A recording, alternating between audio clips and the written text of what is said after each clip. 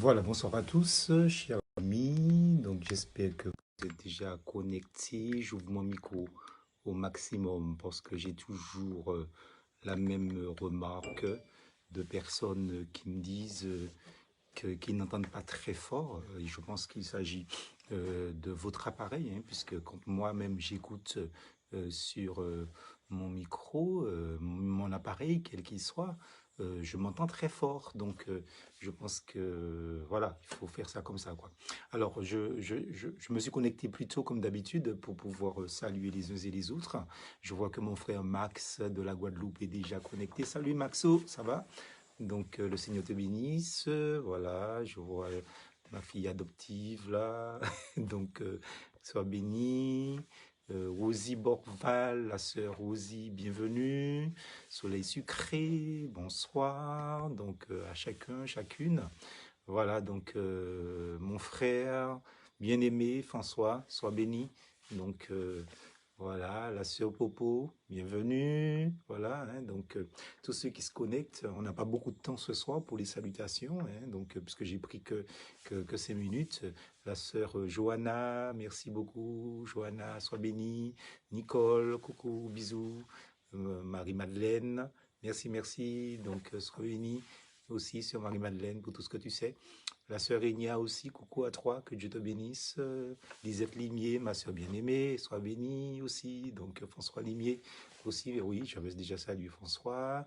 Donc le frère Cégélie, salut à toi, frère Cégélie, que Dieu te bénisse, merci de nous rejoindre. Pierrot aussi, donc Pierre, Augustin.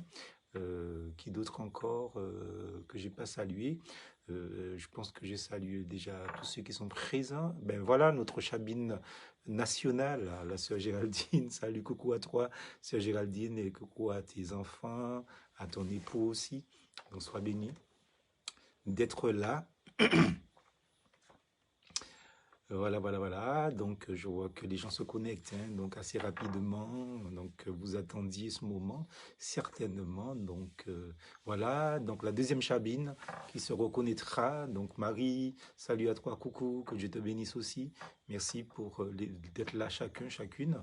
On n'a pas beaucoup de temps ce soir pour les salutations. Certes, euh, les personnes qui vont se connecter après, donc je les salue par anticipation aussi. Claudia Béliard, bienvenue ma sœur, que Dieu te bénisse, merci d'être des nôtres.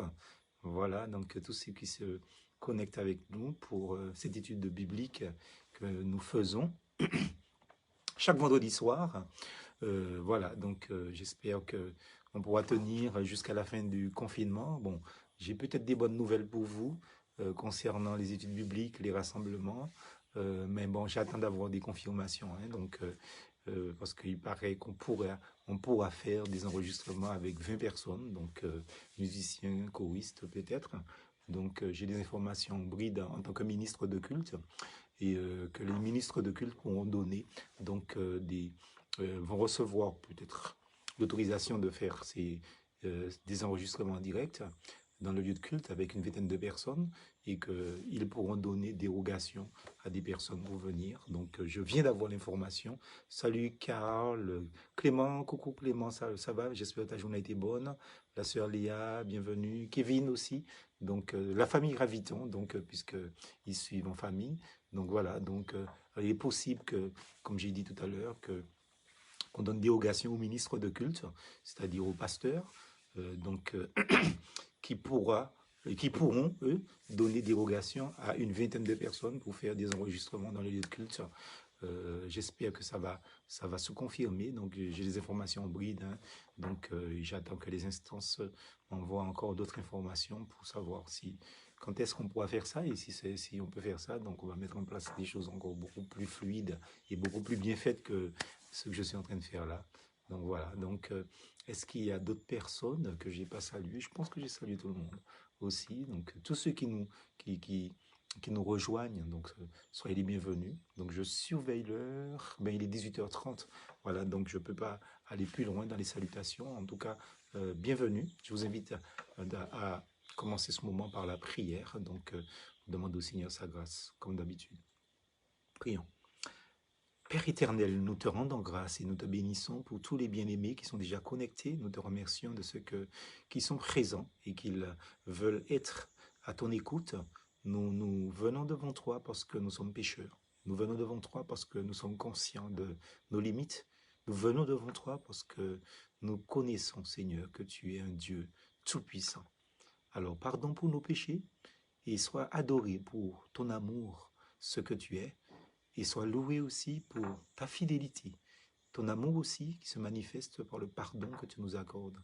Bénis cette étude, nous te demandons de nous aider en toutes choses pour que nous puissions bien saisir des pensées et rester jusqu'à la fin de ce moment. Par Jésus-Christ, nous avons prié. Amen. Voilà, donc bonsoir, rebonsoir à tous, hein, donc ceux qui nous rejoignent pendant que j'ai prié, donc ça défile vite, je n'ai pas le temps de voir le nom de toutes les personnes qui sont connectées, mais en tout cas, tous ceux qui nous rejoignent, nous vous saluons dans le précieux et beau nom de notre Seigneur Jésus-Christ. Alors, je rappelle que nous sommes en train de faire une étude sur Géasi et Juda depuis le début du confinement, n'est-ce pas? Et nous sommes au point 3.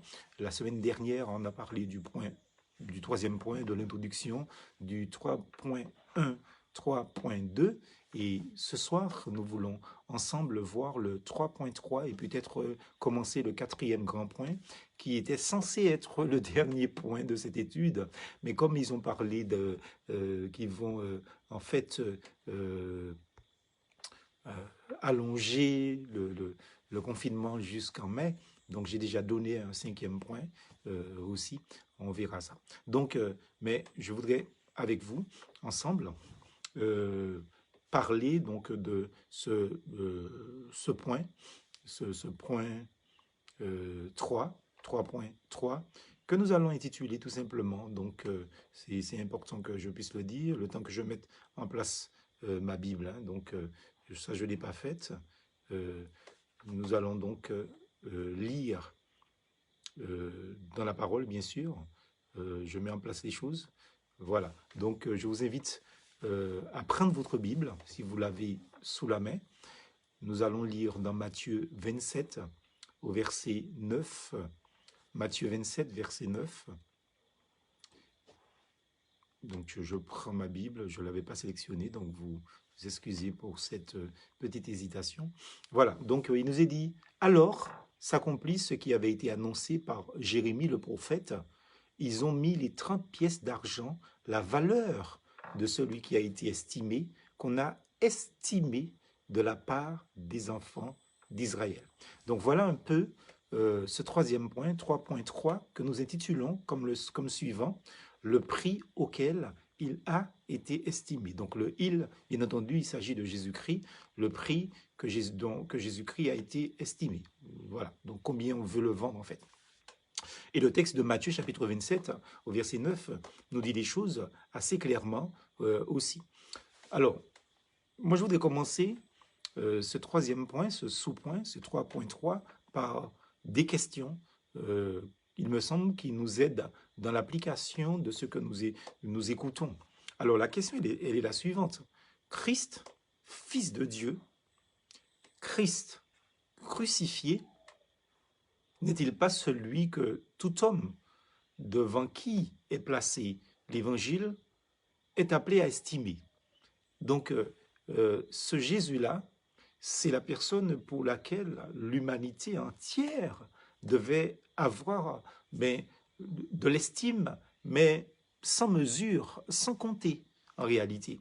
Alors, non seulement ceux qui sont encore dans leur péché et qui peuvent accepter ou rejeter le Sauveur, mais aussi chacun de nous, nous qui sommes des enfants de Dieu, et nous partons du principe que Dieu a des enfants sur la terre, selon que dit l'évangéliste Jean dans son évangile au chapitre 1er, au verset 12, à tous ceux qui l'ont reçu, elle a donné, c'est-à-dire la parole, elle a donné le pouvoir de devenir enfants de Dieu. Donc, que ce soit ceux qui vivent dans leur péché, que ce soit ceux qui acceptent ou rejettent le Seigneur, ou que ce soit nous, les enfants de Dieu, tout le long de notre vie, en tant d'occasion précise ou imprécise même, nous sommes appelés à montrer par nos actes à quel prix nous évaluons celui qui nous a rachetés, surtout nous, les enfants de Dieu.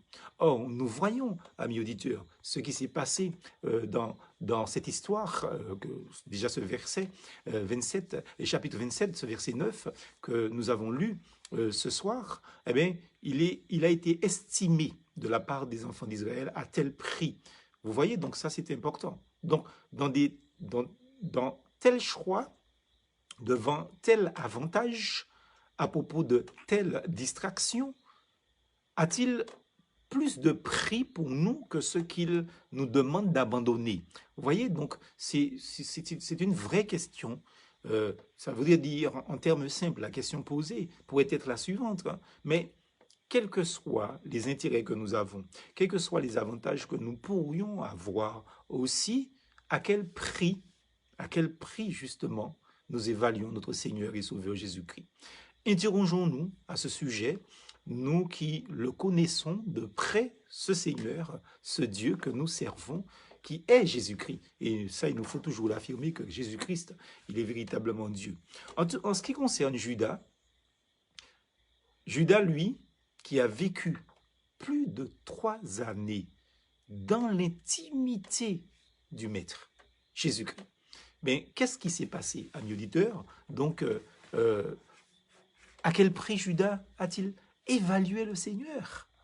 La parole de Dieu nous dit dans Zacharie chapitre 11, au verset 13, 30 pièces d'argent et entre guillemets, prix magnifique. 30 pièces d'argent, vous vous rendez compte?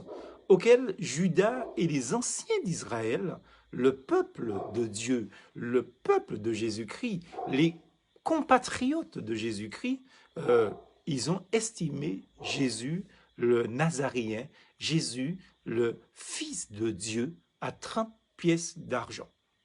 Eux, parce qu'ils le haïssaient, et ça il faut bien le comprendre, hein, parce qu'il faut bien comprendre quand il est dit prix magnifique, il y a de l'ironie là, parce que c'est très peu justement, il haïssait tellement Jésus-Christ, il le méprisait tellement, comme quoi qu'il estime Christ à 30 pièces d'argent. Vous voyez, peut-être que nous n'avons jamais été voleurs comme Judas l'a été.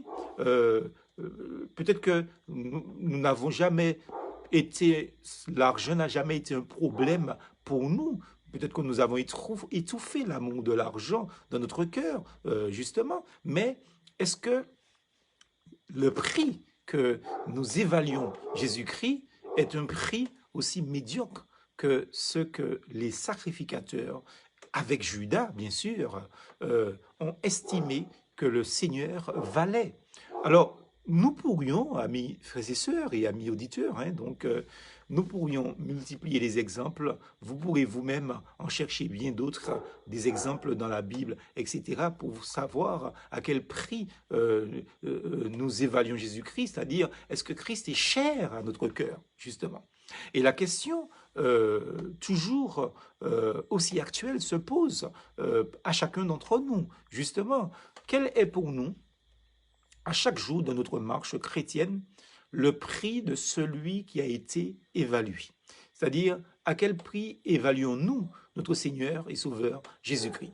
Alors, je prends des exemples, parce que je vous ai dit comme quoi que la question nous est posée à chacun, que nous pourrons nous-mêmes chercher bien d'autres exemples dans la Bible ou dans notre vie, dans notre quotidien, etc. Prenons l'exemple de 15 minutes de sommeil. 15 minutes de sommeil. 15 minutes de sommeil sont-elles plus précieuses qu'un quart d'heure à genoux au pied de Jésus-Christ? Et oui, ça c'est une bonne question. À quel prix évaluons-nous notre Seigneur? À quel prix évaluons-nous notre Dieu? Il y a des personnes qui, elles sont peut-être pour elles tellement fatiguées qu'elles ne veulent même pas prendre 15 minutes pour aller prier leur Seigneur, justement.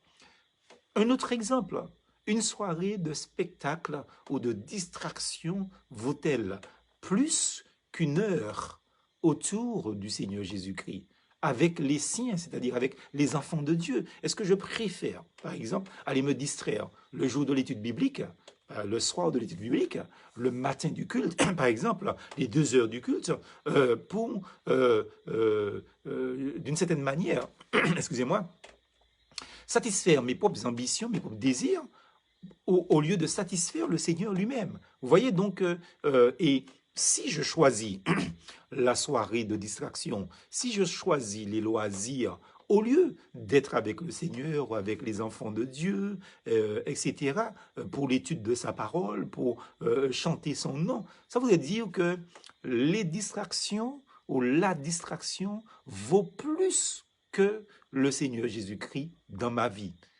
Par exemple, en notre cas, hein, telle compagnie douteuse, d'ailleurs, parce que vous savez qu'il y a des bonnes compagnies, et la Bible parle de mauvaises compagnies, les mauvaises compagnies corrompent les mœurs, dit la parole de Dieu, eh bien, telle compagnie qui serait douteuse, telle amitié mondaine, d'ailleurs, hein, a-t-elle plus de prix que la communion des enfants de Dieu? Vous voyez, on peut chercher des tas d'exemples, on peut multiplier les exemples pour que nous puissions savoir, nous aussi, à quel prix nous estimons notre Seigneur et Sauveur Jésus-Christ. Parce que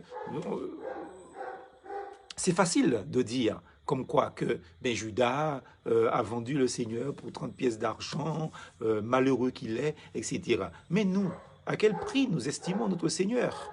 Et quand il s'agira, par exemple, de choisir celle qui sera ton épouse, justement, ou de répondre à la demande de celui qui cherche à être ton époux, quel critère prévaudra dans ce jour décisif que le Seigneur Dieu lui-même veuille accorder à chacun de ceux qu'il aime de fonder un foyer dont lui, il pourra être dit justement, selon Luc 24, versets 30 et 29, eh bien, il entrera pour rester avec eux.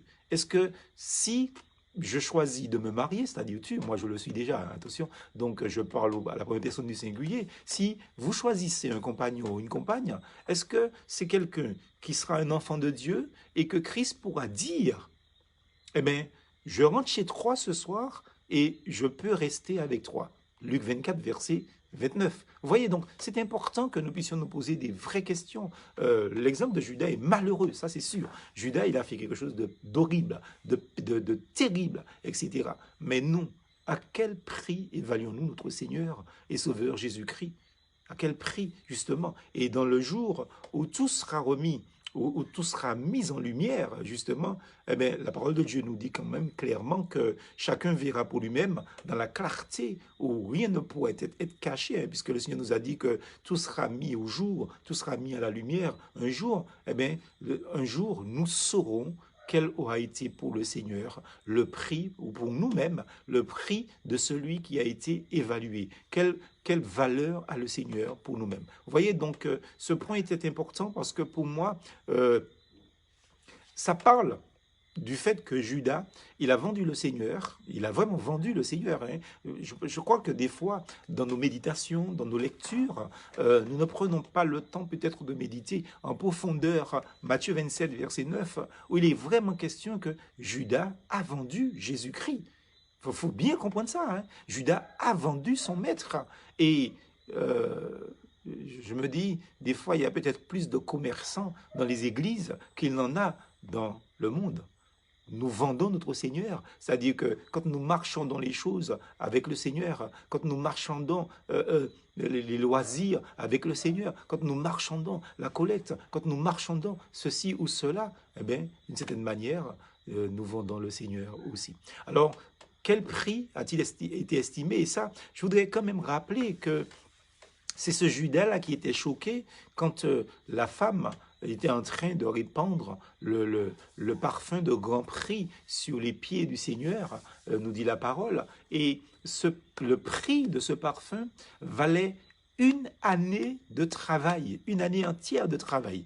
Donc Judas qui méprisait l'action de cette femme et l'acte qu'elle accomplissait envers son Seigneur, eh bien, il aurait dû réfléchir. Parce que là, les 30 pièces d'argent, eh bien, c'est simplement, donc un mois de travail dans le temps où cela s'est accompli, donc à l'époque du Seigneur Jésus-Christ. Donc voilà pour ce troisième point que nous concluons ce soir, pour maintenant commencer un quatrième point que nous allons intituler comme le suivant: Seigneur, est-ce moi? Donc c'est important que nous puissions nous poser la question parce que est-ce moi hein, qui va trahir? Est-ce moi qui va faire en sorte que le Seigneur puisse être souffre et devenir, je vais dire, péché, puisqu'il est évident qu'il a pris les péchés de l'humanité quand Judas l'a vendu, mais nous, quand nous estimons le Seigneur, nous préférons autre chose que le Seigneur, et bien là aussi, nous mettons de la tristesse dans le cœur du Seigneur Jésus-Christ. Et la vraie question maintenant, grand 4, quatrièmement, si vous voulez, Seigneur, est-ce moi? Est-ce que je vais t'attrister, Seigneur? Est-ce que je vais te vendre? Est-ce que je vais t'estimer, etc., etc. Est-ce que je vais te trahir, tout simplement? Alors, je voudrais voir dans ce grand 4 deux points avec vous que nous allons, comme d'habitude, traiter en sous-points pour pouvoir rester longtemps sur le texte que nous voulons voir. Alors, deux points. Le premier, dans la chambre haute, la désignation de Judas, puisqu'il y a une question, est-ce moi? Donc, c'est qui? Donc, ce sera Judas, on le sait. Deuxième point, une scène propre à parler sérieusement à nos cœurs. Donc, voilà ces deux points que nous allons voir. Bien sûr, nous n'allons pas voir ces deux points ce soir, puisque le premier point, dans la chambre haute, la désignation de Judas, je crois qu'il y a au moins 7 sous-points. Donc, on va essayer de voir le maximum ce soir. Donc, je voudrais vous donner les lectures qui vont avec ces textes, hein, donc pour ceux qui prennent des notes. Donc là, je vais aller doucement pour ceux qui écrivent. Je sais que plusieurs parmi vous prennent des notes. Donc Matthieu 26, versets 17 à 30. Matthieu 26, versets 17 à 30. Marc 14, versets 12 à 26.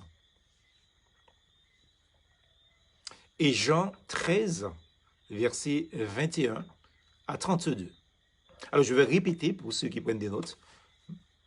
Premier texte, Matthieu 26, versets 17 à 30.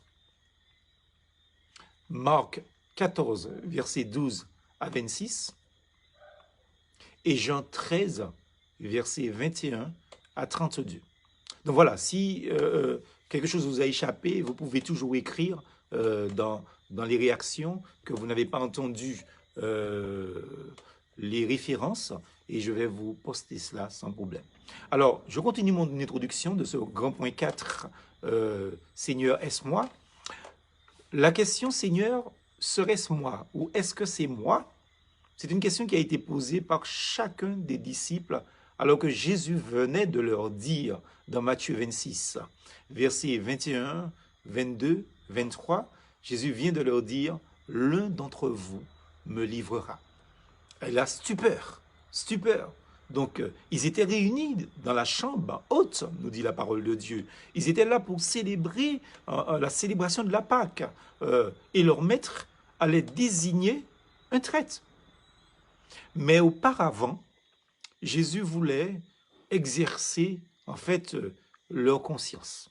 Et ça, c'était une chose capitale, et c'est la divine pédagogie de notre Seigneur et Sauveur Jésus-Christ. Donc maintenant, nous rentrons dans notre premier sous-point, 4.1, dans la chambre haute, la désignation de Judas.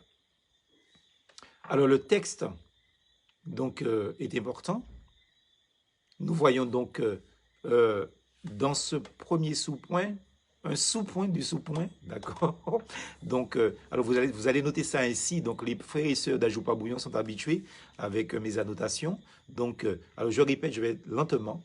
4.1, dans la chambre haute, la désignation de Judas. Donc, nous sommes dans ce point-là. Et dans ce point, nous voyons le premier sous-point de ce sous-point. 4.1.1. 4.1.1, la préparation de la Pâque. La préparation de la Pâque, Luc chapitre 22, versets 8 à 12. Alors, quand il s'agit en fait de célébrer la Pâque, ou la Seine aussi, donc aujourd'hui en Église, nous célébrons ce que nous appelons la Sainte Seine ou la Seine. Eh bien, concernant le Seigneur Jésus-Christ, nous constatons une chose. Nous constatons que rien n'est laissé à l'initiative des disciples. En fait, Jésus leur demande d'aller la préparer, cette Pâque. Et il leur révèle même où qu'il faut aller préparer la Pâque, la fête doit avoir lieu à tel endroit, dans telle pièce, chez telle personne. Donc c'est Christ qui prend l'initiative de la préparation des choses. Combien de chrétiens, combien d'enfants de Dieu, au lieu de poser cette question primordiale au Seigneur, ont choisi eux-mêmes, par exemple, leur lieu de rassemblement selon leur affinité, leur époux, leur épouse, leur travail, leur lieu d'habitation, etc. Or, nous constatons que Christ veut les rênes de la vie. Il veut le volant, il veut le guidon, comme on dit. Christ ne veut pas nous suivre, mais c'est nous qui devons suivre Jésus-Christ. Et il est important que nous puissions comprendre comme quoi que nous sommes bénis là où Dieu nous a placés. C'est-à-dire que si Dieu nous a placés à un endroit, même si, vous savez, dans une église, c'est pas la perfection. On n'est pas au ciel dans une église. Il faut bien comprendre ça.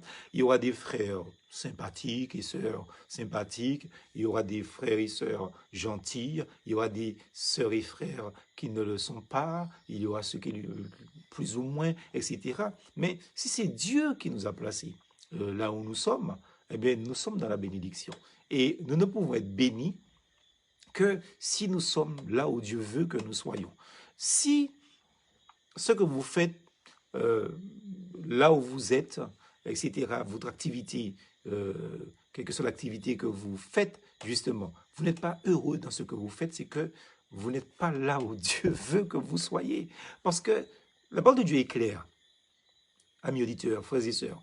Il est dit, mais noir sur blanc, que c'est la bénédiction de l'Éternel qui enrichit, et il ne la fait suivre d'aucun chagrin, d'aucun chagrin. Ça veut dire qu'on croit qu'on ne peut pas être dans la volonté de Dieu et être malheureux. Si vous êtes malheureux, c'est que vous n'êtes pas dans la volonté de Dieu. Ou bien peut-être que vous êtes rebelle aussi, ça arrive aussi. Mais je crois que quand Dieu donne une bénédiction, Dieu donne la bénédiction pour qu'on soit béni, donc heureux plutôt dans ce que nous faisons. Donc, lorsque le Seigneur nous dirige, amis auditeurs, frères et sœurs, tout devient simple, tout devient fluide.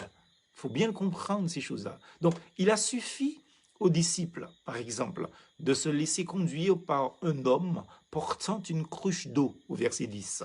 Vous voyez?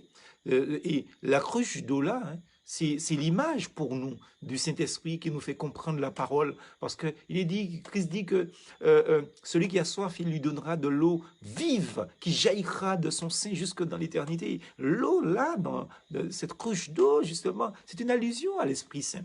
Et je pense que notre problème, pour la plupart d'entre nous, et même moi aussi, c'est de ne pas nous soumettre au Saint-Esprit quand il nous parle, quand il nous dit « va à droite », on va à gauche, quand il nous dit « va à gauche », eh bien, on va à droite, quand il nous dit « va tout droit », eh bien, on va en arrière. Et il est évident, frères et sœurs, amis auditeurs, que c'est ça notre problème. C'est-à-dire que nous constatons que les disciples, ils cherchent le lieu que le Seigneur leur a indiqué pour préparer la Pâque. Et la personne que le Seigneur choisit, ce n'est pas un roi, ce n'est pas un magistrat, ce n'est pas une star, c'est simplement un homme qui porte une cruche d'eau. Et des fois, le Seigneur nous parle par des choses bénignes, par des petites gens, des petites personnes, justement. Et puis on se dit, ben voilà, c'est pas un pasteur, c'est pas un grand pasteur, etc. C'est pas ceci, c'est pas cela. Donc en tout cas, les disciples, ils vont se laisser conduire par cet homme, justement, on pourrait dire inconnu, on va dire inconnu parce qu'il ne nous est pas rapporté le nom de la personne qui avait une cruche d'eau. Donc, et au verset 12, il nous est dit, lui vous montrera donc une chambre garnie, une chambre préparée. Vous voyez, donc si nous nous laissons conduire par le Seigneur, tout est déjà préparé pour nous, frères et sœurs. Quelle bénédiction! Tout est déjà préparé pour nous. Donc, il y a suffisamment de place, je vais dire, pour que tous les croyants se retrouvent là où Jésus se tient, au milieu d'eux. Donc, c'est important. Et au verset 14 et 15, il est dit, quand l'heure fut venue, il se mit à table et les 12 apôtres avec lui. Il leur dit, j'ai fortement désiré manger cette Pâque avec vous avant donc que je ne souffre, avant de vous quitter, en fait. Hein. J'ai fortement désiré manger cette Pâque avec vous. Donc, quel amour!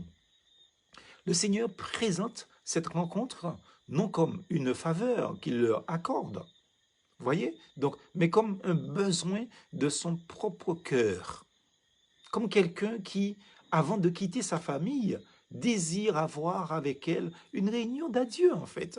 Vous voyez, Christ est là dans l'intimité avec Jésus-Christ. C'est pour ça que quand nous parlons de la scène, n'importe qui ne peut pas prendre la scène dans les églises si la personne n'est pas convertie, baptisée, fidèle à l'église, marchant, donc en est un bon témoignage, etc. Parce que le repas avec le Seigneur, là, c'est une question d'intimité, vous voyez, et si quelqu'un n'est pas en communion avec le Seigneur, il ne peut pas participer à l'intimité du Seigneur. Il faut bien comprendre ces choses-là. Il ne faut pas laisser les choses aller où la Sainte Seine est ouverte à tous et à toutes et à n'importe qui qu'on ne connaît pas, etc. Il nous faut faire très, très attention à cela, de ne pas banaliser des actes sacrés, parce qu'il nous faut comprendre qu'il y a des choses qui sont sacrées, évidemment, d'une certaine manière. Donc, la Pâque, c'est quelque chose qui annonçait une œuvre encore à venir. Il faut bien comprendre. Hein. Alors, c'est sûr, il y a eu la Pâque, l'allusion à la Pâque dans l'Ancien Testament, où le sang était mis sur les deux linteaux des portes et sur le dessus, etc.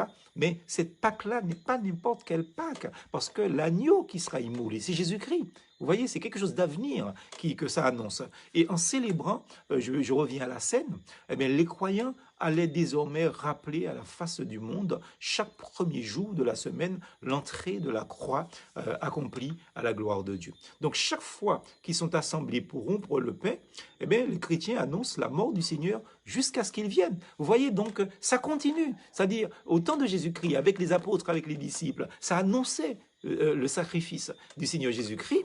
Et à partir du moment que le sacrifice de Jésus-Christ a été accompli, eh bien, les disciples, ils ont continué l'acte de la scène, la célébration plutôt de la Sainte Seine, parce que maintenant, ça annonce encore autre chose d'avenir, c'est-à-dire le retour, pas la mort, le retour de notre Seigneur et Sauveur Jésus-Christ. C'est quelque chose de formidable, c'est quelque chose d'extraordinaire. C'est pour ça que la scène, elle est particulière. Si on n'est pas converti, si on n'est pas baptisé, si on n'a pas un bon témoignage, si on n'est pas fidèle au Seigneur, si on n'est pas on mène pas une vie d'intimité avec le Seigneur, on ne peut pas participer à cette scène parce qu'on ne peut pas proclamer le retour du Seigneur alors qu'on n'est pas prêt. Vous comprenez, cher ami auditeur? Donc c'est quelque chose d'important pour nous parce que chaque fois que nous célébrons la scène, ben, nous annonçons la mort du Seigneur jusqu'à ce qu'il vienne. C'est-à-dire que nous annonçons son retour. Et évidemment, ami auditeur, une chose importante, c'est-à-dire que pendant que nous sommes en train d'effectuer, de prendre, de participer à la table du Seigneur, eh bien, nous espérons que le Seigneur vienne aussi dans ce moment-là. Donc,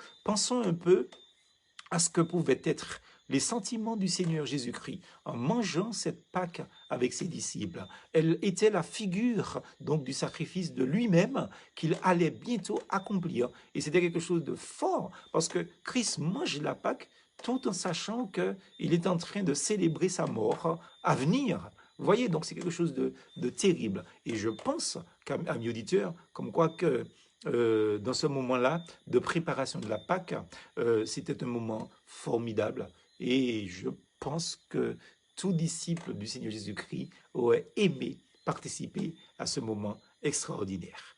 Deuxième sous-point, on a le temps, justement, 4.2, l'un d'entre vous me livrera.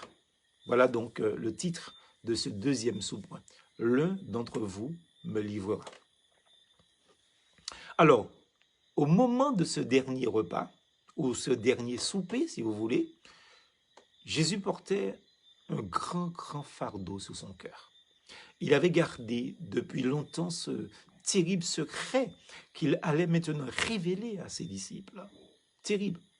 Alors qu'ils étaient tous à table là avec lui, Jean chapitre 6, au verset 64 nous dit « Car Jésus savait dès le commencement qui était celui qui le livrerait. » Vous vous rendez compte que Jésus, pendant 3 années et demie, d'ailleurs, hein, donc, parce qu'on situe le ministère de Jésus-Christ sur une période de 3 ans à 3 ans et demi.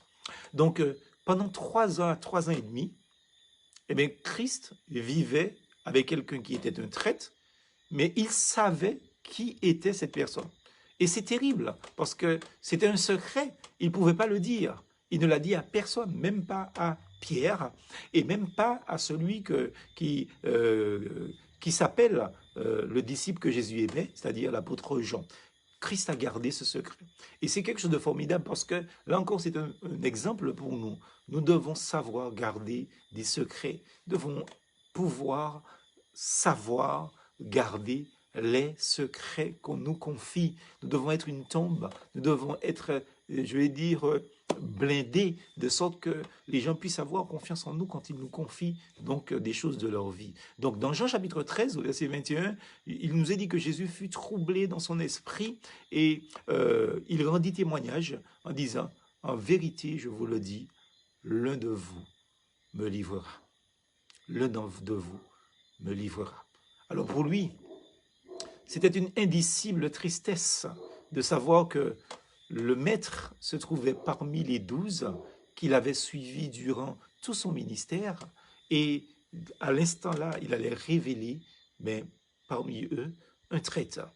Donc c'est quelque chose. Donc par amour de l'argent, Judas avait décidé de livrer son maître à ses ennemis, de vendre son maître à ses ennemis, et il s'était entendu avec ses ennemis. C'est ce que nous dit Matthieu chapitre 26, au verset 14 à 16. Judas, il s'est entendu avec les adversaires de Jésus-Christ. Vous voyez, c'est quelque chose. C'est pour ça qu'on dit que Judas est un traître, parce que il a été voir ceux qui voulaient la mort de Jésus, ceux qui en voulaient à sa vie, ceux qui le détestaient, ceux qui le méprisaient, ceux qui n'avaient pas de respect du tout pour le Seigneur. Et quand je dis ça, mais nous ne pouvons pas nous interroger nous-mêmes, chers frères et sœurs, sur cette attitude-là, sur ce fait-là.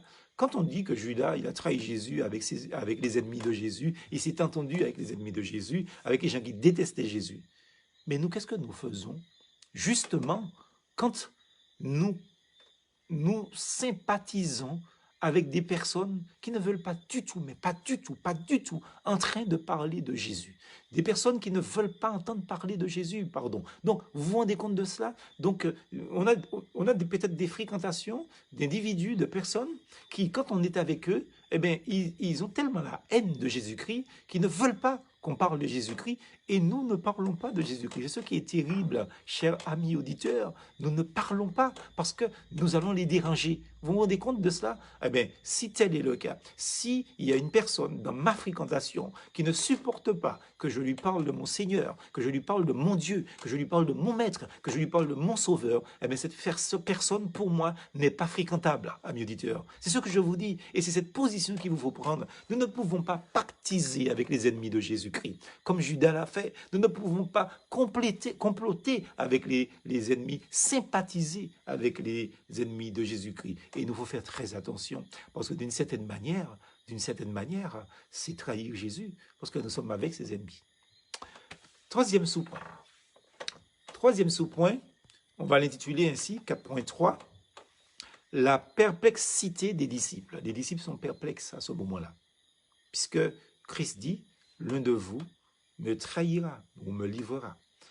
En entendant les paroles du Seigneur, les disciples s'attristent, eux, à leur tour. Alors, vous voyez l'ambiance, c'est terrible. Ça ne me fait pas rire du tout. Christ est attristé déjà. Il sait qu'il va mourir, mais il va mourir. Ce n'est pas qu'il a peur de la mort, mais c'est la manière dont il va mourir. C'est-à-dire que c'est l'un de ses disciples qui va le trahir. Il est attristé par ce fait-là.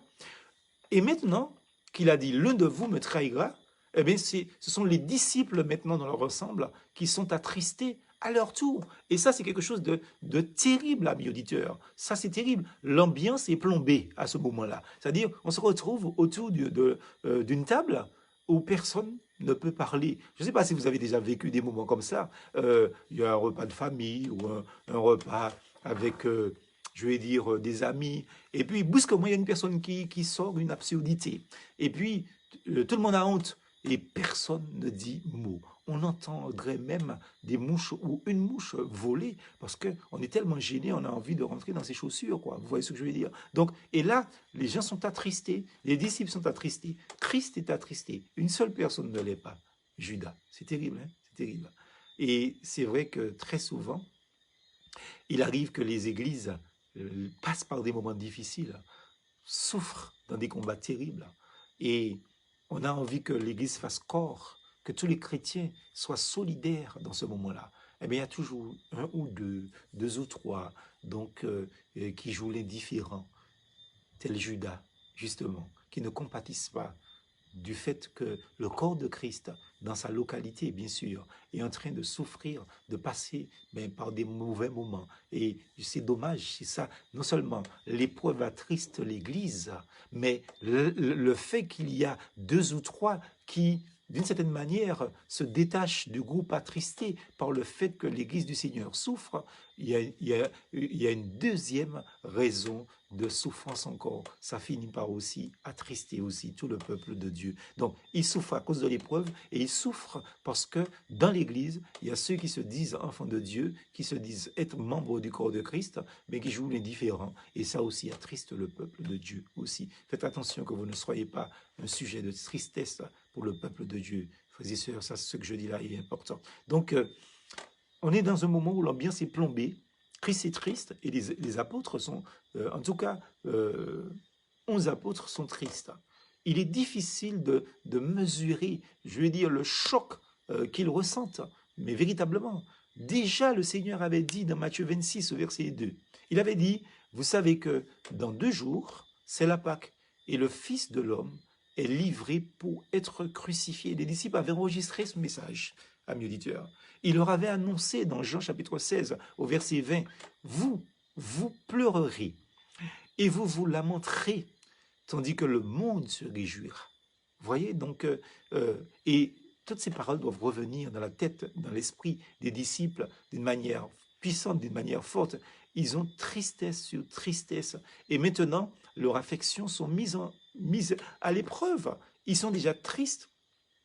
Et Christ est en train de dire comme quoi que l'un de vous me trahira. Donc, ça veut dire comme quoi que on a les 12 disciples, et ça il faut le dire, hein, les 12 disciples qui, d'une certaine manière, chacun ils sont en train de s'interroger pour le dire en quelque part, mais est-ce moi Seigneur? Est-ce moi? Et parce que là, d'une certaine manière, c'est leur affection qui est mise là à l'épreuve.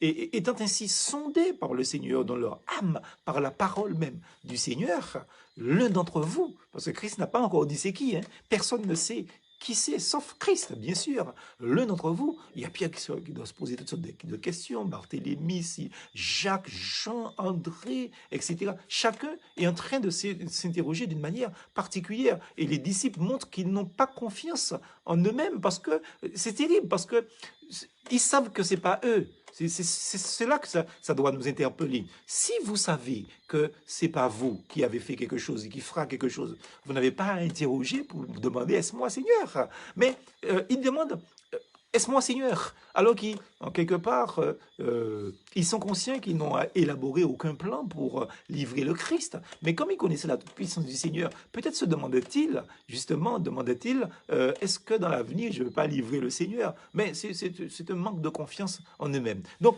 maintenant là, ils n'hésitent pas en fait à dévoiler leur inquiétude à ce sujet face au Seigneur Jésus-Christ. Et c'était une bonne chose parce qu'ils sont inquiets, ils se posent la question, mais est-ce moi, celui-là dit, est-ce moi, etc. Donc une telle attitude de cœur plaît au Seigneur et je crois que elle est toujours de saison parce que quand nous, justement, nous ne savons pas le pourquoi des choses, quand nous sommes peinés, nous devons demander au Seigneur de nous donner la garantie, l'assurance qu'il faut pour pouvoir aller de l'avant. Donc, et là, maintenant, des voix s'élèvent autour de la table. Hein. Donc, la parole de Dieu nous dit dans Luc chapitre 22, verset 23, ils se mirent à se demander l'un à l'autre qui donc serait celui d'entre eux qui allait faire cela. Alors, vous voyez la scène un peu ironique.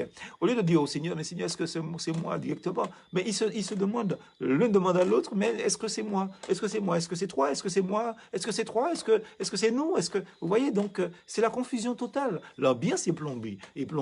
La confusion est à son comble dans ce scénario-là. Ils sont perplexes et ils sont profondément attristés de cette parole du Seigneur Jésus-Christ, comme quoi que l'un d'entre vous me livrera. Et l'un après l'autre, là maintenant, la chose commence à s'éclaircir. ils demandent au Seigneur maintenant, dans Marc chapitre 14, versets 19 et 20, là ils vont commencer à demander au Seigneur, serait-ce moi? Seigneur, est-ce moi? Seigneur, est-ce moi? Et les mots employés dans le texte original laissent penser que chacun est inquiet, tout en espérant recevoir une réponse négative. Seigneur, est-ce moi? Et ils espèrent entendre, mais non, c'est pas toi. Est-ce moi? Et ce qui est terrible dans cette histoire, c'est que Jésus-Christ ne donne pas de réponse directe aux frères qui s'interrogent pour savoir lequel d'entre eux allait livrer le Seigneur. Et là, frères et sœurs, bien évidemment, donc, nous voyons maintenant notre quatrième sous-point et nous allons nous arrêter là ce soir pour voir les autres sous-points après. 4.4, pardon, la demande de Pierre aux disciples que Jésus aimait. Jean 13, versets 23 à 25, je vais lire.